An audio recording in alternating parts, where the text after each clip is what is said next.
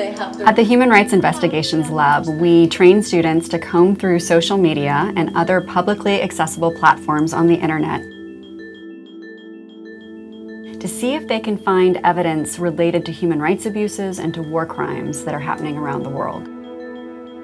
You'd be amazed how often videos are circulated and you're being told that this is actually Syria today, when maybe it came from Ethiopia 5 years ago. So a big piece of what our students are doing is really fact-checking. This is Smart News Agency. They depend on citizens using their cell phones to go out and document what is going on in Syria. This appears to be the bombing of an aid convoy. Whenever I see cluster munitions, that is something we would be particularly interested in because those are illegal weapons in this conflict. The first thing I do is I look at when it was published and I try to figure out if that's really the first time it was uploaded onto the internet. They claim that this attack happened towards the western entrance of this city. I'm going to go to satellite imagery now and start looking at the roads that are leading from El Tarib west. To be able to have the people who are already there sending information out, either through videos that they post to YouTube or videos that they post to Facebook, that means we're hearing stories we've never actually heard before and wouldn't have otherwise.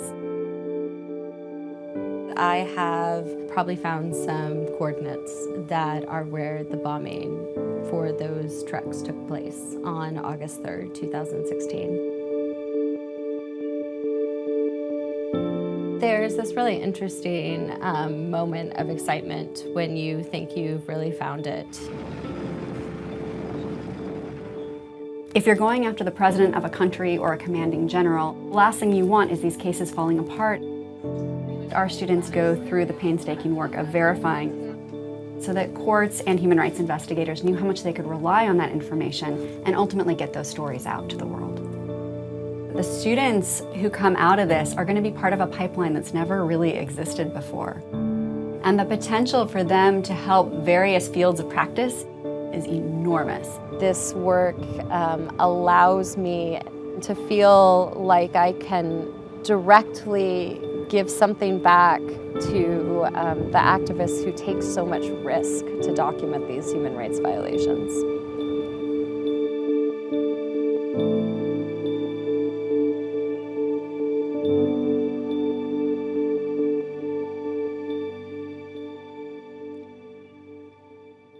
Please welcome our host, Albert Samaha.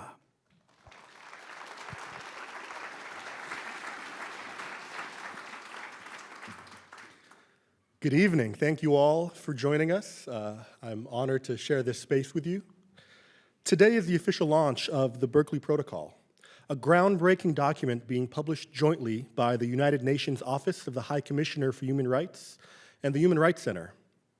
For those of you not familiar with this document, it marks the first set of global guidelines that outline minimum standards for identifying, collecting, preserving, verifying, and analyzing social media content and other digital open source information.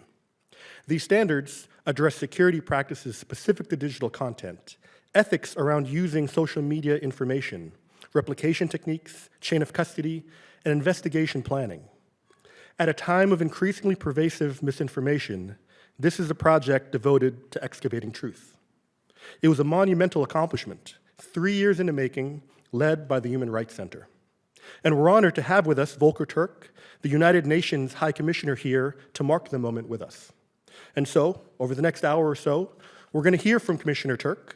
We're going to walk you through an ongoing human rights investigation applying the Berkeley Protocol so you can understand how it works and why it's important, especially now. And then we'll have a brief conversation with the High Commissioner and the co-faculty directors of the Human Rights Center.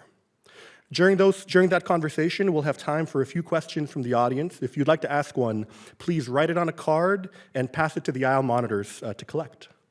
So let's get to it. We have a lot to cover. Please welcome the United Nations High Commissioner for Human Rights, Volker Türk.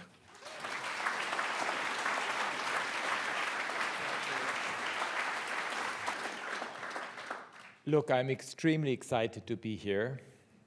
And I'm really thrilled that we can launch the translation of the Berkeley Protocol into the 6 official UN languages precisely at a time when we know how important accountability and investigative work is.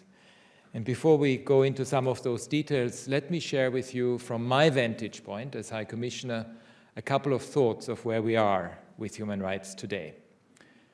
And it really speaks very much to the topic that you are discussing and that we are going to discuss further today. But before doing this, I would like to give a real shout out to the Human Rights Center here. I understand you have an anniversary.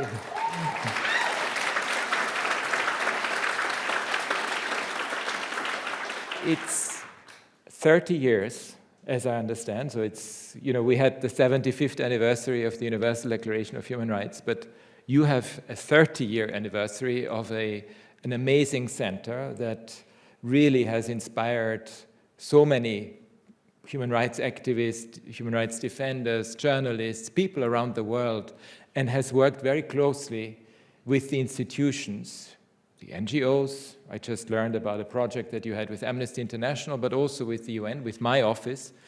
And I can tell you it's fantastic that we can do this work. And the Berkeley Protocol is a real visible example of that cooperation because it is being used, and we will talk later about this. But before we go into the details of it, let me share with you a couple of thoughts on the state of human rights today.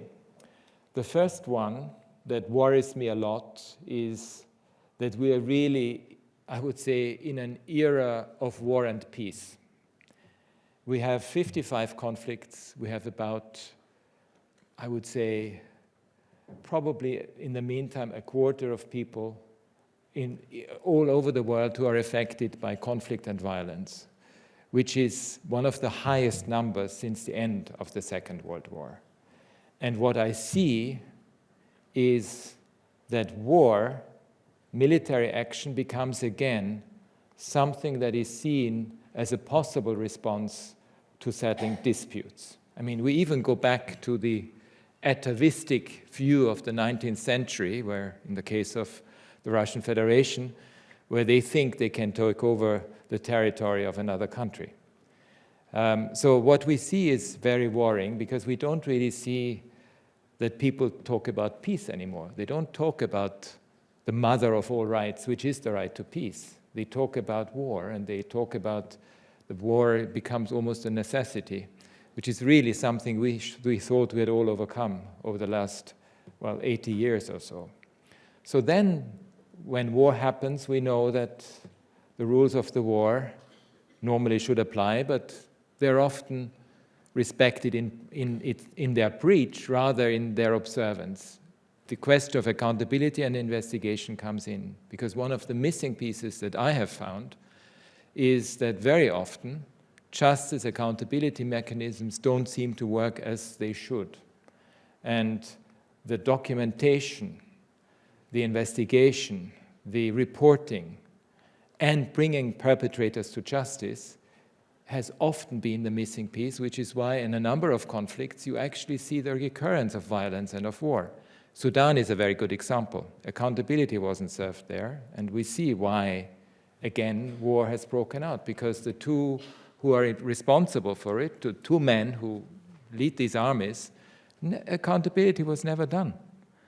So one of the big missing links in all of this is the investigative and accountability work, because we cannot allow the serious and systematic violations of international humanitarian law, international human rights law to continue. And I'm really glad that you dedicate so much energy to this and that you actually build up a group of people who really know how to do this professionally and methodically.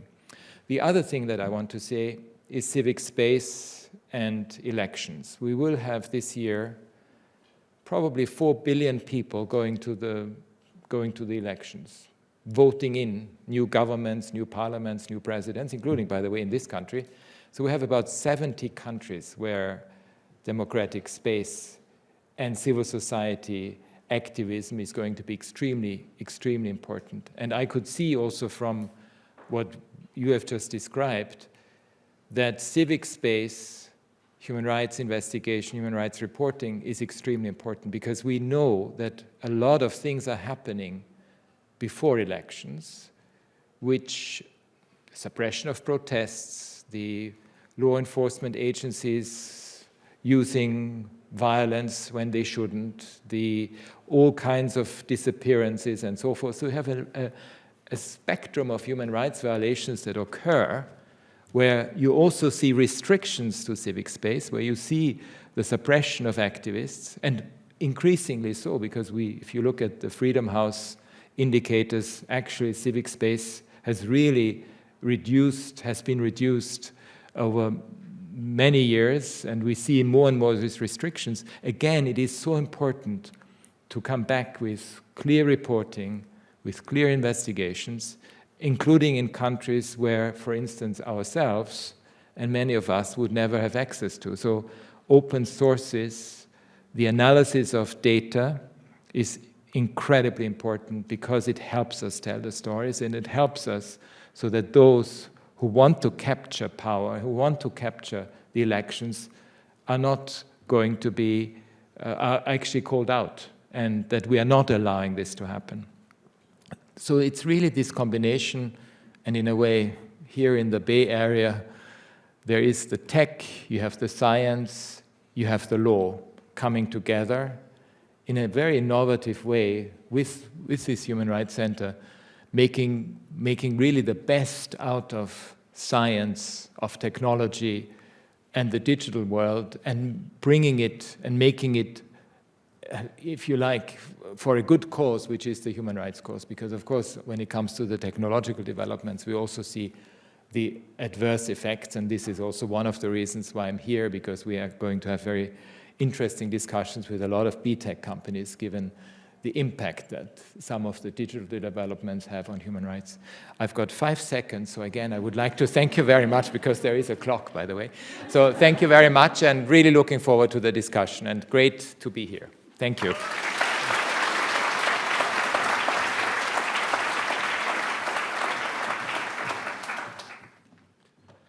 Thank you, Commissioner Türk. We deeply appreciate you being here to mark this moment and for your time and insights. And now, please welcome HRC Co-Faculty Director Alexa Koenig to walk you through a current investigation using the Berkeley Protocol. This investigation has not been discussed publicly until today and involves a series of specific violent incidents involving persecution in Iran. A warning, some of the photos and content are difficult to watch and painful to absorb.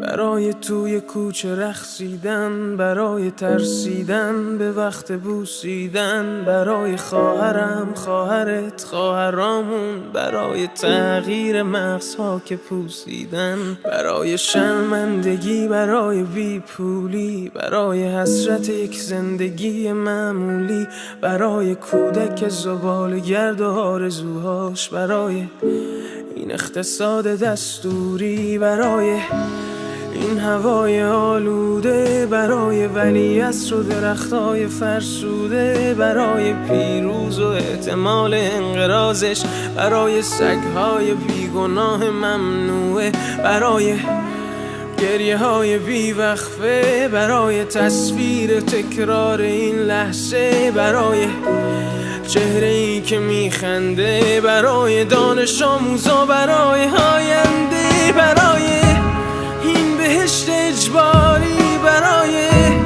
نخبه های زندانی، برای کودکان افغانی، برای این همه برای غیر تکراری، برای این همه شعارهای تو خالی، برای آوار خونه های پوشالی، برای احساس آرامش، برای خورشید پس از شبای طولانی، برای قرصای حساب و بیخوابی، برای مرد میهن آبادی، برای دختری که آرزو داشت پسر بود، برای زن زندگی آزادی،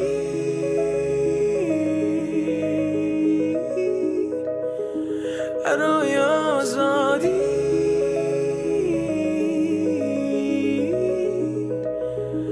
برای آزادی،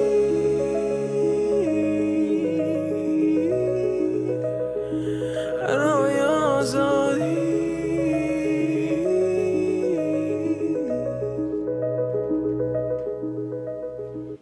In September 2022, Mahsa Jina Amini was just the latest in a string of women and girls who were beaten and detained for failing to wear hijab in public in accordance with Iran's morality laws.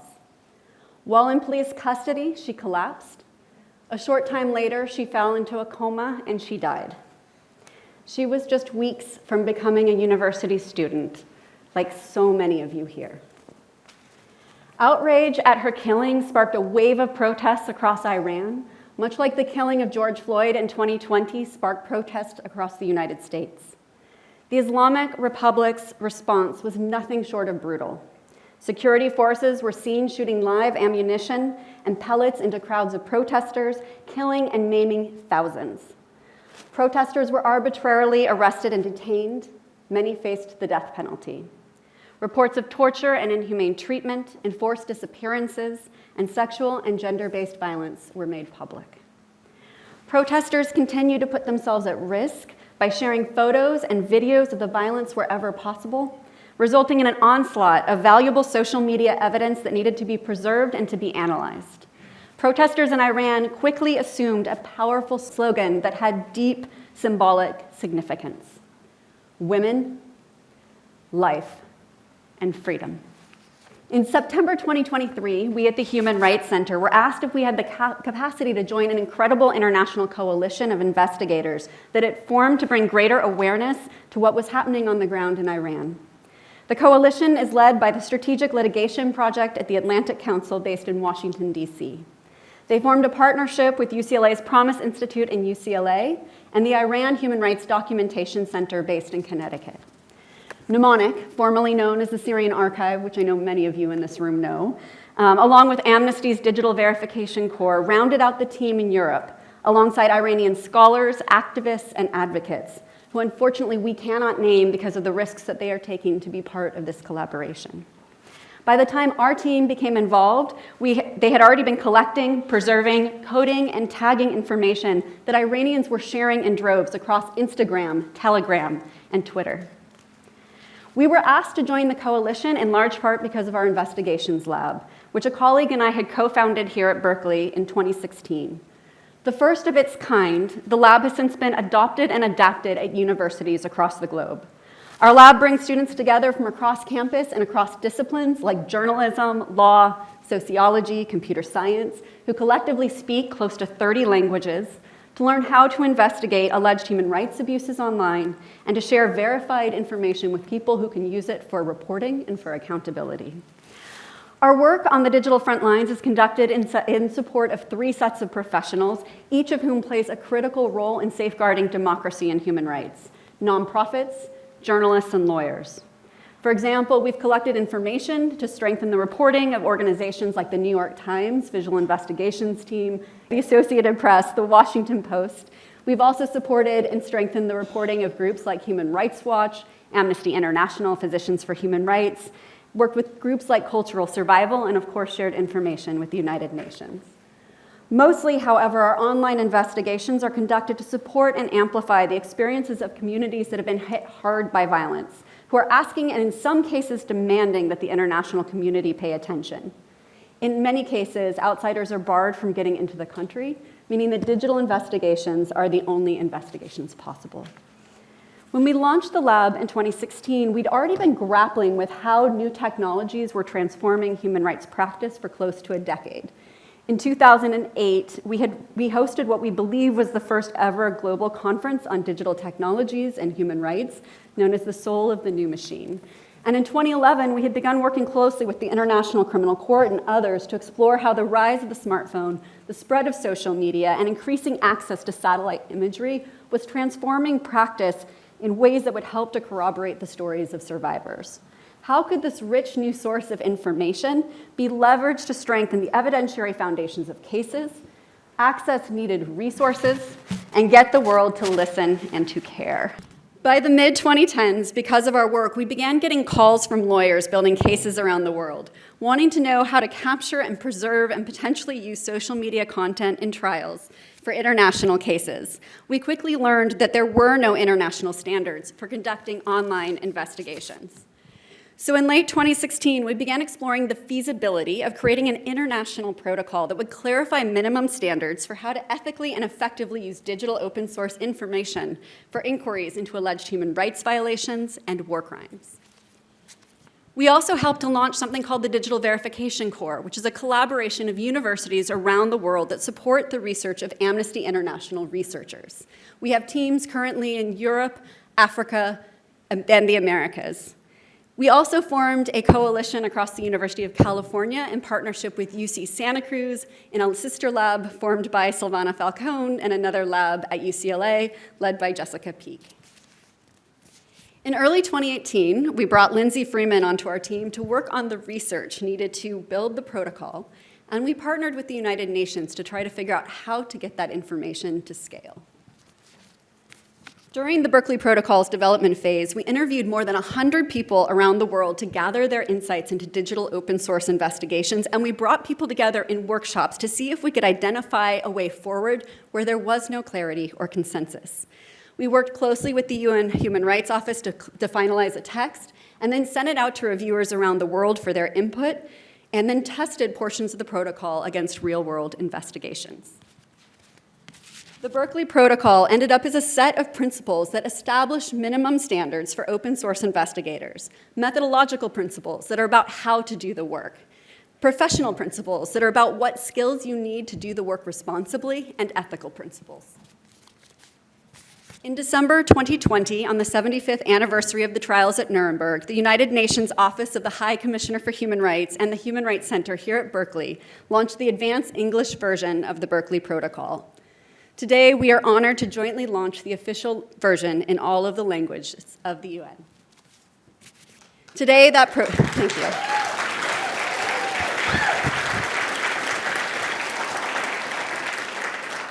Today, that protocol makes possible investigations like the one we are currently conducting into Iran.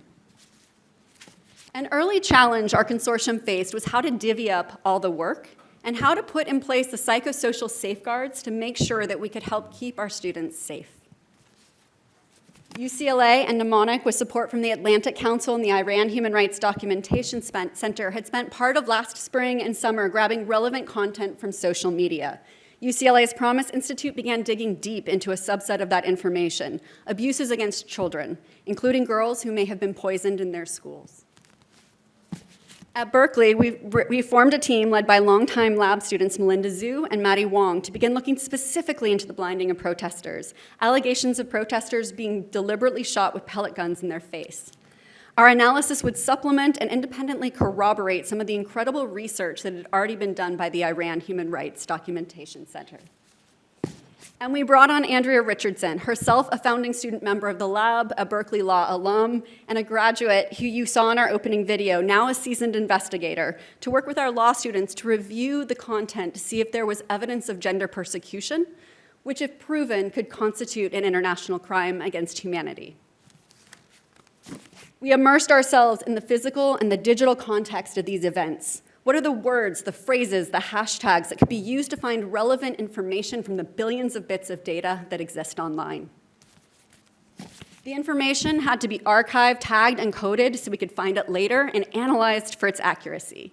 Mnemonic took the lead on ingesting all of that information and beginning to structure it. We have a team of students now stretching across multiple universities who are helping to make sense of that digital data.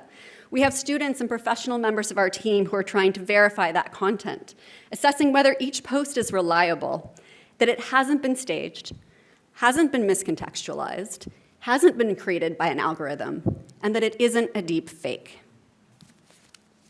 Following guidance laid out in the Berkeley Protocol, we review the technical data that can give us clues as to when and where a photo was shot. We conduct content analysis, scrutinizing the background, the built and natural environment, the clothing, to try to see if what we've been told about that video or that photograph is consistent with what we can see, and we compare that imagery to satellite imagery to see if we can either prove or disprove the location. And we analyze the source, who provided that data in the first place. Who are they? How reliable are they for what information they're communicating? Why are they posting? Are they a human? Are they a bot? Are they a swarm?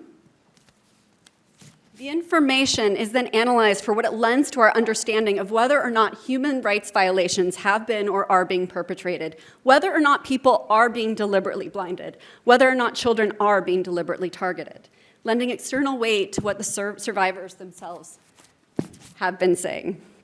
Our students, those with data visualization and data science skills, began compiling the information into an interactive map to help give a sense of the location and the scale of these violations so that we could know where these blindings were happening. They also created an interactive timeline to humanize the victims with their profiles. We have been hosting trainings for our students and ourselves on security and resiliency to safeguard against the digital, the physical, and the psychological risks that it takes to work with this highly politicized and deeply upsetting content, much of it graphic. In the first 20 days of our investigation alone, our students identified close to 200 potential examples of blinding, and they are now verifying those claims. This may, however, be just a fraction of the total, given how scared some people may be to come forward about what they've experienced. The incidents we've witnessed include a woman who appears to have been dragged into an alley and deliberately shot in her face. It also includes a 6-year-old child who was standing on her grandfather's balcony when she was blinded. We are now drafting our preliminary reports. There will be 3 in total, with a 4th contributed by Amnesty International. That last one is being also supported by a second team of students from Berkeley. Through all of this, we're doing our best to build faith in facts. Our next step later this spring will be to present these reports to those who are prepared to listen and to strengthen the call for a renewal of the United Nations independent international fact-finding mission on the Islamic Republic of Iran. Their mandate began in November 2022, and it ends next month. We want to ensure that their work can continue and that the necessary information is there, both to push for a cessation of the violence and to push for accountability. In the meantime, all of us across this collaboration are sharing our data and our findings with the UN. 1 year is not enough time to thoroughly investigate these injuries, the abuses perpetrated against thousands of people who are fighting for women, for life, and for freedom. Unfortunately, Mahsa Jina Amini is not the only person who has been killed for violating compulsory laws on the wearing of hijab. Just this past October, in an echo of what happened to Armini, a 17-year-old girl, Armida Garawand, fell into a coma after being beaten by morality police. 28 days later, she died. Hundreds more may live the rest of their lives with their injuries, many without their sight. The world now has an opportunity to push for accountability for the killing of young girls and women like Mahsa Jina Amini and like Armida Garawand and their supporters. We join others in calling for a continued thorough, impartial investigation, alongside those in Iran who are fighting for a different future with their bodies and their voices. Our hope is that this collaboration, like the others we are conducting based on the principles and the practices of the Berkeley Protocol, will continue, and that the truths underlying this fight for freedom, this fight for the future, will be known. Thank you.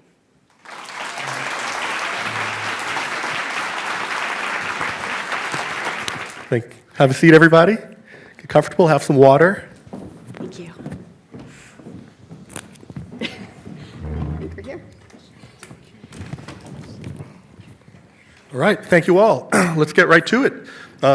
Commissioner Türk, you mentioned in your speech the vast number of conflicts happening concurrently around the globe. How does your office decide how and where to channel its resources, and how do you hope the digital tools under the Berkeley Protocol can help your office advance human rights? Well, actually, I don't have the privilege to prioritize. I think the office's responsibility is a global one, so we have to look at each and every situation. A big problem is the resources, to be very honest, because even within the United Nations, we only get about 5% of the regular budget. So there's always a bit of a resource issue, but we have to apply it everywhere and to all situations around the world. We have actually started using the Berkeley Protocol in our own work, especially with the commissions of inquiry and the fact-finding missions. We have about 12 of them at the moment, covering different situations. You mentioned, of course, the issue of Iran, but there is a fact-finding mission on Venezuela. We have one on OPT. I mean, on a wide number of areas. And they are using this protocol because, first of all, we don't often have access because they don't give, for instance, the fact-finding mission on Iran does not have access to Iran. So as a result, this type of analysis is extremely important. But we also use it for for the mandate of my own office because we have an independent mandate. And obviously, whenever there are situations where we want to look deeper into it, we are using this protocol. So, and my staff, we have a couple of them here, have been working with the Berkeley Human Rights Center on this. And yes, it's extremely important that we have good standards that apply on the type of evidence that is gathered, that is collected, so that it can be used for criminal accountability mechanisms. I mean, that's really the key of it, because you will always hear, if you confront these governments with, when we tell them, well, these are the allegations, they will say, what's the evidence? Well, here you go, here you have the evidence, so it makes it a very different case to be put forward. Thank you. And Eric, you've been involved in several protocols in the past. How did those experiences and what you learned from that contribute to what we're seeing now with the Berkeley Protocol? Thank you. Well, we'll go back in history a little bit here. So I'll first begin with boots on the ground. And really, this began in Argentina after the military left power, and this is in the early 1980s. There were thousands and thousands of young people, university students, so on, who had disappeared and were buried in individual and mass graves. So I was asked by the commission that was established to bring in a team to train Argentine students from the University of Buenos Aires to begin the exhumation process. And that brings us to the first point that I'd like to, and this brings us also to the Human Rights Center and here to the campus, and that is the blueprint method. Was while training these students, and it was a very dangerous time for them too, because there could be a military coup at any time, we learned that what we needed to do was train these students in this investigative process of doing the forensic archaeology and the investigations. And then those students, those Argentine students, would go to Chile, and they trained students in Chile, to Bolivia, to Colombia, to Guatemala, eventually to South Africa, to countries around the world. The Argentine forensic anthropology team is now working in over 40 countries around the world. So it's the blueprint method, and that's what we're doing with this Berkeley Protocol. We want to train students, and we want to especially go out and train local organizations to learn these procedures and to do it in an effective, ethical way. So that brings me from the forensic investigations, we started what's called the Minnesota Protocol, which was a group of lawyers in Minnesota and then the forensic teams that I was working with to set standards and procedures for how you conduct these investigations and be able to make that evidence admissible in court. But most importantly, too, was also how they would interact with the communities, because they're dealing with family members and so on, and that's extremely important. The second protocol, that protocol came out in 1991. It's been updated, particularly because of forensic DNA analysis being entered into the picture for identification. And the next is what's called the Istanbul Protocol, and that was Physicians for Human Rights and also a group of Turkish doctors working together, because at this point in time, back in the 80s into the 90s, you had doctors working in countries where they were seeing torture victims being released from prison. They had to attend to them. How could they document it in a way? How could they work with the trauma and be able to help support them, but also collect evidence? And the Istanbul Protocol is an incredible document because it sets out the standards to be used. So that's how it really began, and that's how it links back here to Berkeley, to the open source investigations protocol. Fascinating. Thank you for that answer. And Alexa, as these protocols were evolving, the information ecosystem was perhaps devolving. How have protocols evolved to account for the rise in misinformation and more recently AI-generated images? What is the process for corroborating videos?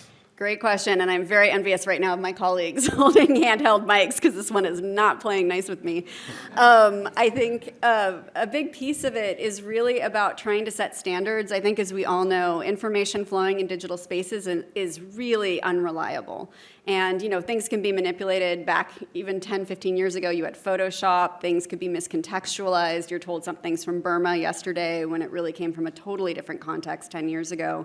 So I think trying to figure out, I think a big part of establishing the Berkeley Protocol and the team that came together across the UN and the Human Rights Center, and then all of the people contributing to it, was really about coming up with a methodology for checking what we were doing, and also having a check on our biases. I think we have a lot of machine and human biases that can get in the way of getting actual fact-based information. And then when we do have that information, the interpretations that we bring to it.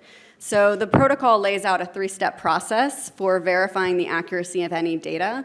The first step is doing a technical review of the information that you have. Ideally, if you've got the original photos or videos, you can check the metadata that's embedded in that digital document. Any digital document, like a Word doc or an Excel doc or a photo or a video, is usually imprinted by the device that created it, with the time, the date, sometimes the geo-coordinates of where the person was standing when they created it. So ideally, you'd have that. That starts a working hypothesis for, it can be unfortunately manipulated as well. So you do, again, have to still do additional work to check that information if you're lucky enough to have it present.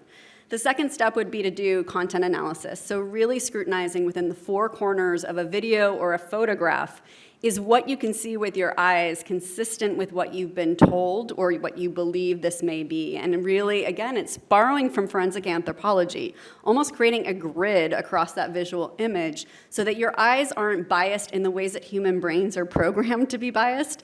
We tend to look at human faces. We tend to get drawn into things in the foreground, to bright colors. So how do we offset some of those tendencies to really be analytical in our view of that content? And then finally, it is the source analysis. It's the who actually contributed to this, who put it out in the world. Do they have biases of their own or an agenda where they're trying to manipulate the way you're thinking about what's happening in the world in ways that we need to carefully offset? So can you trace this back to the original piece of content? We know today a tweet can be retweeted thousands, if not millions of times. So tracing it back to that original source and really interrogating who that source is, can you figure that out, is going to be critical. Fantastic, fascinating. Thank you for that. Commissioner Türk, Israel attacks in Gaza have created a humanitarian crisis that have impacted hundreds of thousands of Palestinian people. Can you tell us a bit about the work your office is doing in Gaza? Well, we have both in the West Bank and in Gaza still some presence, but it is very minimal because we are not directly involved in the humanitarian work. We are doing human rights monitoring. Of course, the situation is absolutely desperate. I mean, you probably saw I had to come out yesterday with a very strong statement because of the potential of a massive military attack in Rafah, which would have, I mean, absolutely disastrous consequences for about 1.4 million people who are currently there under very precarious humanitarian conditions. So what we do is we keep working, and we have actually also used the Berkeley Protocol in order to verify the type of information that we get. Sometimes it takes much longer because we have a very strict methodology when we put out our reporting, for example, because you need at least 3 sources, independent sources, to verify the information. But when we come out with it, we come out with it. And yeah, it's one of those situations where I think it's very important to, well, you mentioned it, truth is often the first victim of any war. And we see it, frankly, in this as well as in other conflicts that, we saw it. In fact, there is not one single conflict or war that I see today where the fight for truth and facts is extremely dire, because it's whoever is the warring party will seek to use information and seek to also use the digital side to create images that may or may not be correct. As a result, it's very important to be very accurate in our reporting. I appreciate that. And a quick follow-up on that. The UN is made up of some of the most powerful states in the world, obviously. What challenges do you have in terms of balancing the interests of some of those powerful states with the interests of truth and human rights? So that's obviously the most difficult one, because when I started, I think I started at a moment when the geopolitical tensions were at their highest. And we had a world during the Cold War where you had, well, a bipolar world, essentially, but it had rules. The Cold War had still rules. Then we moved to a unipolar world, and now we are in a multipolar world, quite frankly. And you can imagine that, especially the type of tensions that we see today among the very powerful states, but also some countries that at the regional level have become very powerful as well, the rules are not the same. In fact, we don't know the rules that they apply, and it becomes very chaotic. And this is all the more important for independent institutions to be able to do their work. And the Human Rights Front comes in because that's still the one consensus that I hope humanity can agree to. I mean, we had the 75th anniversary of the Universal Declaration of Human Rights last year. I mean, it came out precisely of the experience of 2 world wars, horrible ones, the Holocaust, massive human rights violations, atrocity crimes. The world said never again. And they fought for peace. The Charter of the UN was a charter for peace. We forget about peace these days. And then the Universal Declaration of Human Rights was created with massive US involvement. You had Eleanor Roosevelt, who was chairing the commission.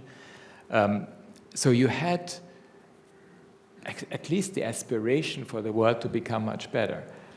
That consensus is still there, but there are very strong forces that push against it, and there are very strong forces everywhere in the world that pursue an anti-rights agenda, and that's very dangerous. And I don't think that any country is immune from that, including here. You have people who pursue an anti-rights agenda as well.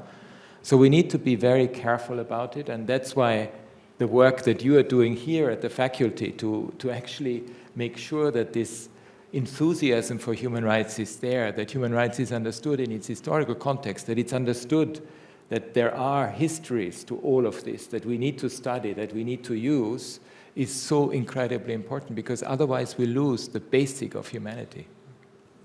Thank you for that. I appreciate that. And meanwhile, the forces seeking out truth shrink by the minute. Alexa, we're in an ecosystem where more and more newsrooms are losing journalists. More and more newsrooms have fewer resources to invest into sort of rigorous investigations that the Berkeley Protocol is encouraging. What role do you see the Human Rights Center playing moving forward in that terrifying ecosystem? I think a big piece of it is really scaling some of the skill sets that we're hoping will be strengthened by the Berkeley Protocol, and also the passion for human rights. I think it's been really incredible to see how many reporters are diving deep into social justice related issues. And while our end goals may be the same, or maybe different, and our end products may differ, they're all based about telling very human stories that can be supported with additional information, getting those stories out to the world, getting people to care about them, and ultimately driving up the political will for some form of accountability. One of the things that I think has been a tremendous privilege about being on a campus like UC Berkeley and working with our partners at UCLA, UC Santa Cruz, and across the globe through the Amnesty International Digital Verification Corps is making sure that there is a pipeline of students who know how to work with digital data in ways that are responsible and ethical. It's too easy to cherry pick information from the internet these days and build a story based on what you've discovered because you had an agenda in discovering it, as opposed to really having a process for checking those biases and bringing the best of reporting to your work, whether you're doing it as a journalist or as a lawyer. Thank you. Thank you. Eric, it looks like there's a lot of, I assume, students and faculty in the crowd tonight. If they want to get involved with the Human Rights Center, what can they do? Well, let's begin with students.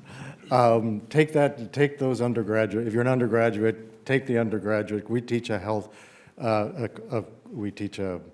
research and practice, human rights research and practice class.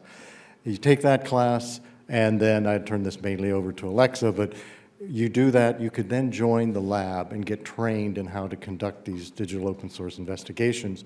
And then after that, join a lab team. And we have many lab teams working, so that's one way of getting involved.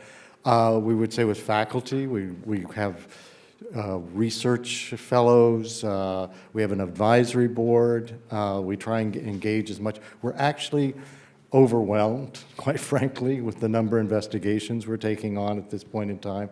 But we're also doing other projects, and that, for example, I do want to highlight that we are working in San Francisco, and we're looking at foster care and the way that traffickers can target particularly young women for sex trafficking. And so what we're trying to do is a study to protect and find ways to support these young people who are in foster care. So we are also conducting this sort of research. And I want to just add one last thing here. One of the things we try and tell, it's something that I had to learn beginning with the forensic investigations when you go to a crime scene. And that is that you start your investigation with multiple working hypotheses. You do not begin with your own idea. Put that aside. And a multiple working hypothesis is you're going to go in, and as you collect the evidence, it's going to take you, hopefully, to conclusion that will then be admissible in court. When we conducted the work in Bosnia of the Srebrenica massacre, this took years of work. But fortunately, we got several genocide convictions at the International Criminal Tribunal for the former Yugoslavia. And this was important to begin with our open minds, collecting evidence to go to court. Thanks. Thank you. And thank you guys for sending in your juicy questions. Excited to ask them. Commissioner Türk, first one's for you. So often, countries and governments guilty of human rights abuses ignore the findings of investigations and even UN resolutions. In light of this, how can we make sure findings are not ignored, but instead put pressure on perpetrators? Well, you actually have an ecosystem, a human rights ecosystem that is there precisely to do this. So, I mean, we will in 2 weeks have again the beginning of the Human Rights Council. We have about, I think it's about 14 country situations that are going to be discussed. I provide a global update to the Council on all those countries that are not discussed at this session in order to highlight the continuing concerns. So that's, if you like, at the political level, and that's extremely important. We have the so-called Universal Periodic Review, where each country each member state is peer-reviewed by other member states about its human rights record, where all of this information is gathered and brought forward and can actually help in the discussion with governments. And then on the more hardcore issues, of course you have the International Criminal Court, you have also universal jurisdiction. I believe very much in universal jurisdiction because I have seen cases. I mean, you had Syria before, and just to give you an example, where a lot of the evidence that was gathered by different bodies, I mean, those investigating human rights violations in Syria, just to give you the example of that, were then used in national courts where perpetrators were arrested, war criminals, and were sentenced. So you have different mechanisms in place where we can ensure it may not happen immediately. I mean, that's what happens when it comes to accountability. Unfortunately, it cannot happen from one day to the next because you need the investigations, you need You need to capture the perpetrators, you need to make sure that they're put on trial, you have the trial. But there is at least the expectation that it doesn't get unpunished. There are still too many who unfortunately get away with it. But I hope that with this type of work we can close the loop. Great, thank you. This next question, I'm curious for all three thoughts. Maybe we'll go Alexa, Eric, and then Commissioner Türk. To what extent do big tech and social media companies have a role in supporting digital investigations? How do you navigate privacy and other conflicting interests in bringing them into this work? I think when I first started in this work, there was a siloing of different communities, particularly in the legal space, people who were deeply dedicated to privacy interests, others who were really thinking about the intellectual property interests of information coming onto social media platforms, and others who were really interested in the potential of this information as evidence. And unfortunately, in the beginning, they really weren't talking with each other, so you had a lot of idealistic proposals for the best way forward, but they weren't realistic in actually putting human beings at the center, a human rights conflict or some kind of a challenge or atrocity at the middle of this, and thinking we have interest in intellectual property, in privacy, in national security, in justice and accountability and peace, and these are all valid and they all need to be acknowledged. I think the challenge has been civil society working with social media companies to figure out together. We've really been, I think, trying to learn in concert with one another about how do we best balance those interests that are so often in tension with each other and actually mutually design a way forward that makes sure that the interests of the people who've been most impacted are kept in our sightlines and that those are the interests that we're ultimately pursuing. Yeah, I just mentioned, so the UN mechanisms that have been established, this is sort of a new phenomenon. So UN mechanism on Syria and Myanmar, basically they're evidence lockers. And they're gathering evidence, so for trials in the future. And what's important is for these tech companies to be interacting with them and to be giving them information and helping. And also, you know, it can come from tech companies as well as funding as well. So we're supporting this effort for accountability and for collecting evidence in the end. There's a recent decision by the Oversight Board of Meta because usually they archive it for 1 year, that there was a recommendation made to actually make sure that if it's evidence on atrocity crimes, that they would keep that evidence in place. And I think I saw that they agreed to doing this, which is important. But, you know, it's one platform. We will need to make sure that this is standard. You need to keep the evidence when it comes to the potential of atrocity crimes, because otherwise, if it's lost, then we have lost that evidence. So it's important that there is standardization. And I'll just add that that's something that I think the Human Rights Center has been trying to play a central role on, and creating a space for academics, for practitioners, and for the companies, and for ourselves to come together and figure out how to create that preservation to make sure the evidence is there when it's needed. And I just simply add one more thing. I want to give a shout out to Alexa and Andrea Lampros, who founded our lab, have just written a book called Graphic. And I can brag about it. And Graphic is something that the students learned and that we learned working with the students, is this can be really tough. You're looking at a screen and you're seeing violence and you're hearing the sounds and so on. We need to be aware and be able to support and understand when you have to stop and when you have to just close that laptop. And this is so important. And it's also important for tech companies as well, because we know about content moderators and that there are people who are sitting there looking at this violence. And we have to be aware. That's going back to the point when we were down there doing the forensics, we're working on the forensics, we're working with families as well. And this is what's so important, to be thinking about human beings and just not this tech world in front of you. Last question here. The people that are doing this work, they're exposed to sensitive information, they're exposed to traumatic images. Alexa, what care are we taking? What code of conduct is in place to protect those doing the work? Great question. We've found that a few things are deeply protective. One is community, which I think is what Eric was talking about in working directly with families, not just identifying the horrific things that may be happening here in the United States or in Iran, but actually celebrating the cultures and the music and recognizing that these communities are so much more than their worst moments. So I think that part and figuring out how you stay in conversation with the people who are impacted when you're working from thousands of miles away, and how you create a community for each other when you are so distant from the violence is incredibly important. A second is awareness, just being aware of how this work is affecting you and having already a protocol in place for yourself about what to do when you see that you're no longer sleeping as well, or you're sleeping too much, or you're starting to drink more than you normally do, et cetera. And then finally, the tips and tricks that are unique to the digital domain. I think one thing that it took a while for the human rights space to realize, I heard from one person who was visiting the Human Rights Center at one point, who's a very seasoned human rights investigator, and she said to us, Alexa, it's so great. Your teams, unlike our teams that are boots on the ground, are so much more safe.